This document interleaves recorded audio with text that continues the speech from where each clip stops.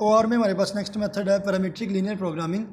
Question given है, maximise करनी है जेड की value 3 - 60 x1 + 2 - 2t x2 + 5 + 5t x3। इसमें x1 x2 x3 तो वेरिएबल्स हैं जो जेड को हम डिपेंड करवा रहे हैं। x1 x2 x3 इंडिपेंडेंट है और t हमारे पास क्या आ गया, पैरामीटर आ गया। यानी कि एक नई चीज़ इसमें इंक्लूड होगी, पिछले मेथड से डिफर करती है कि इसमें हमारे पास पैरामीटर भी आ जाता है।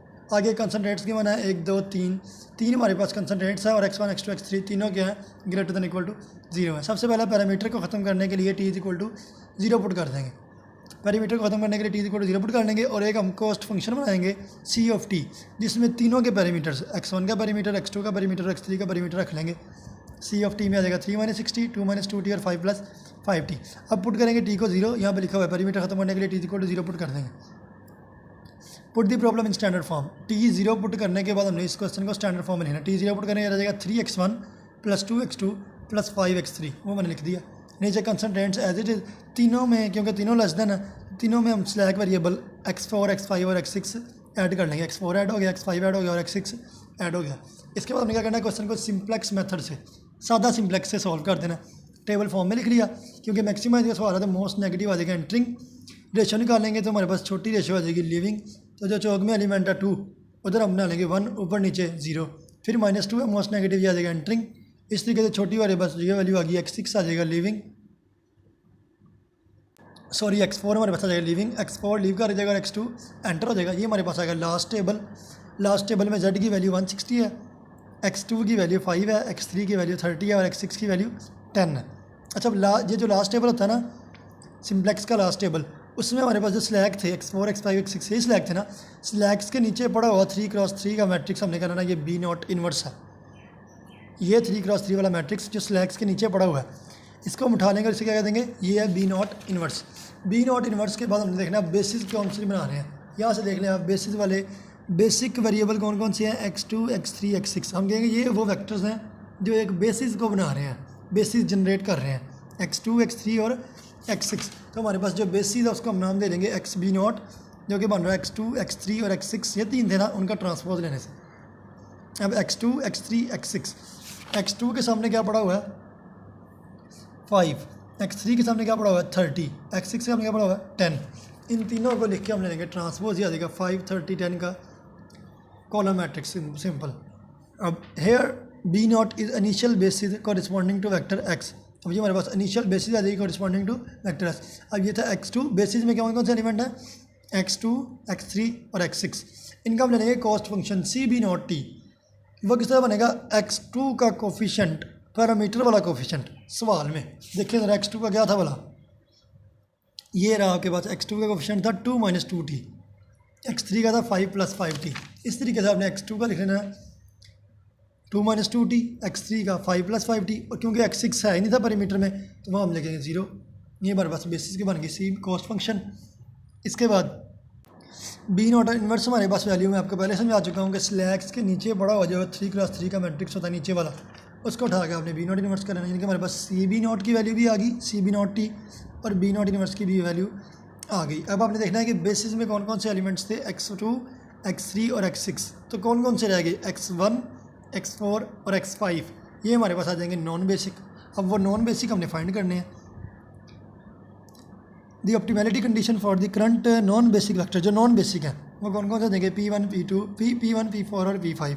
अब वो किस तरह आप निकालेंगे, ये एक फार्मूला है CB0t B0 inverse PJ - CJt।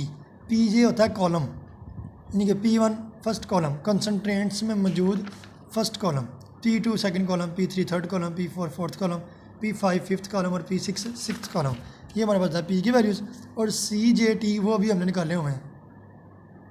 Questions के अंदर से हम उठाते हैं इनको CJt, जिस तरह हमने ये उठाए थे। CB0t थे x2 का कोफिशिएंट पैरामीटर वाला, x3 का कोफिशिएंट पैरामीटर वाला और x6 का कोफिशिएंट पैरामीटर वाला। अब हमने निकाले नॉन बेसिक, वो है 1 4 और 5। तो 1 के लिए वाला कौन सा होगा, ये वाला कोफिशिएंट पैरामीटर वाला। 4 का है ही नहीं, 4 के लिए भी 0, 5 है ही नहीं, 5 के लिए भी 0।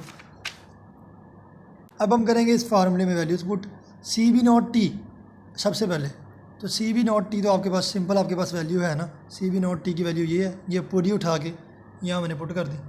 उसके बाद क्या था B0 इन्वर्स, वो भी हमके पास वैल्यू है, मैट्रिक्स लिख दिया। आगे आ गया P1, अब हमारे पास P1 की वैल्यू कहाँ से आनी है? P1 होता है कंसनट्रेंट्स में X1 वाला पूरा कॉलम, X1 वाला कॉलम आता है 131, तो ये मैंने वैल्यू यहाँ पे लिख ली 131 माइनस C1T क्या होता है? क्वेश्चन में गिवन X1 का कोफिशिएंट, X1 का कोफिशिएंट पैरामीटर वाला वो है 3 - 60, तो इसको यहाँ पे लिख लेंगे 3 - 60।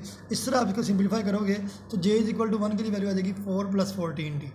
सिमिलरली J = 4 के लिए आपके पास वैल्यू आ जाएगी 1 - T, और J = 5 के लिए वैल्यू कौन सी आ जाएगी? 2 + 3T। इन तीनों को इकट्ठा लिख लें तो 4 + 4T > 0 होनी चाहिए, 1 - T भी > 0 होनी चाहिए, और 2 + 3T भी > 0 होना चाहिए। पैरामीटर हमेशा 0 से बड़ा होता है। अगर T की वैल्यू 0 से बड़ी हो तो 1 और 3 तो ऑब्वियसली क्या है? > 0 है, ये कन्फर्म है। मसला आता है 2 में, 2 हमेशा > 0 नहीं रहता। 2 कब 0 रहता है? ग्रेटर दैन 0 रहता है जब T <= 1 हो जाए, यानी कि हमारे पास इक्वेशन नंबर 2 सीधी सेटिस्फाई नहीं हुई, एक कंडीशन और लग गई कि T <= 1। अब T 1 से लेस है लेकिन T 0 से हमेशा बड़ी होती है, तो यहाँ पे इस तरह की हमेशा एक यहाँ पे क्वेश्चन पे यहाँ पे आके बन जाएगी कंडीशन कि T की वैल्यू में एक लेफ्ट में भी कुछ आ जाएगा और राइट में भी कुछ आ जाएगा। अब 0 <= T <= 1, इस तरह से हमारे पास आ गई। और इधर आके हमने जो T से बड़ी वैल्यू होगी ना उसको हमेशा T1 कह देना, यानी कि सवाल में T1 क्या है? 1। T1 2 भी हो सकता है, 3 भी हो सकता है, कोई भी वैल्यू जो राइट साइड में है। तो T1 की वैल्यू क्या आ गई? 1, और 0 से बड़ा है T और 1 से छोटा है T। ये देखिए T1 की वैल्यू मैंने 1 लिखी हुई है। इसके बाद आपने देखना है कि कौन सी कंडीशन थी जिसने नई कंडीशन ड्राइव की है। 3 आई थी ना वैल्यूज़, 2 तो सिंपल हो गई थी, सेकंड वाली ने ख़राबी की और यहाँ से हमारे पास नई एक कंडीशन ड्राइव करनी पड़ी कि T 1 से लेस होना चाहिए। तो किसने की? सेकंड वाली ने। सेकंड वाली बनती किस तरह आप चेक करने जरा, J = 4 पुट किया था तो फिर सेकंड कंडीशन बनी थी, यानी कि X4 ने जनरेट की न्यू कंडीशन। तो जो जनरेट करे ना न्यू कंडीशन उसको हमने एंटर करना है। अब पुराने सिम्प्लेक्स वाले जो टेबल्स थे उधर चले जाना है और हमने देखना है X4 को हम एंटर करना चाहते हैं। तो ज़रा पुराना सिम्प्लेक्स टेबल खोले ना, वहाँ पे X4 जहाँ से लीव हुआ था वहीं से एंटर होगा। कहाँ से लीव हुआ था? X4 लीव हुआ था और X2 एंटर हो गया था। अब हम X2 अगर एंटर करना चाहते हैं तो फिर X4 एंटर करना चाहते हैं और X2 क्या करना पड़ेगा? लीव करना पड़ेगा, यानी कि लास्ट टेबल में से X2 को ख़त्म कर देंगे और X4 को एंटर कर देंगे। देखें ज़रा, अगर इसने X2 ने लीव करना हो और X4 ने एंटर करना हो तो ये वाली कॉलम, ये वाली रो, सॉरी ये वाला कॉलम, इसके चौक में एलिमेंट है 1/2, यहाँ पे 1 बना देंगे, ऊपर और नीचे सारे क्या बना देंगे? 0, और यहाँ पे X2 की जगह पे क्या आ जाएगा? X4। तो यही किया गया, यहाँ पे बना दिया 1, ऊपर नीचे सारे 0, यहाँ पे X2 की जगह पे क्या आ जाएगा? X4। यानी कि सिंपल लीविंग और एंट्रिंग वाला काम किया। सिर्फ ये ख्याल रखना है कि ये जो जहाँ से कंडीशन बनी थी वो बनवाई थी X4 ने। इसका मतलब एंटर X4 नहीं होना है और वो लीव उसको ही करेगा जिसके साथ उसका पहला रिलेशन था। X4 लीव किया, X2 आ गया, अब X2 लीव कर देगा और X4 आ जाएगा, इधर से X2 लीव कर देगा और X4 आ जाएगा। वो सिर्फ वो सिस्टम वही है कि यहाँ पे 1 बना के ऊपर नीचे सारे का बना दें 0। अब वो 0 बनाने के बाद हमने ये क्वेश्चन बना लिया, ये वाला टेबल बना लिया। अब हम फिर B0 इनवर्स उठाएंगे, B0 इनवर्स उठाएंगे इसके स्लैक्स के नीचे पड़ा हुआ, यानी कि 1 - 1/2 0 0 1/2 0 और 0 0 1, ये हमारे पास क्या आ जाएगा? B1 inverse. B0 इनवर्स निकल चुका है, अब हम निकालना है B1 इनवर्स। ये आ जाएगी B1 इनवर्स वाली वैल्यू। XB1 क्या होती थी? बेसिस के एलिमेंट्स।